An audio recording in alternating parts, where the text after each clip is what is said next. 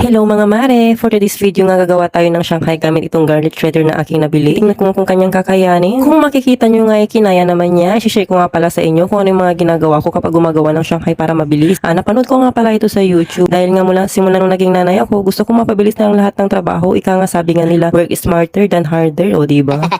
I-share ko na rin pala itong napanood kong paste na nilalagay sa dulo ng wrapper para dumikit ito. Hindi siya malabnaw at hindi malasaw. Tamang-tama lamang. Kunting harina lang naman yan na hinalo-halo sa tubig. So ito na nga, maglalagay na nga ako. Tingnan nyo mabuti. O diba, kadali lang. Pagkalagay mo, iikot-ikot mo na lamang ang wrapper para idikit ito. Wala pang ilang segundo, nakagawa na agad ako ng isa. Kaya nga ako gumagawa nito lagi. Kung makikita nyo sa aking mga video, ganito ang aking mga video. Dahil paborito nga ito ng aking baby. Nirequest niya nga ito ng ilang araw at ngayon ko lang naharap. Minsan-minsan lang kasi ako bumili ng mga gawang Shanghai na dahil gusto ko nga mas maraming karos na kanya nakakain para namang full of nutrients kahit papaano. Hindi kasi siya mahilig kumain ng gulay kaya ito na lang ginagawa ko para namang makakain siya kahit papaano. Karos na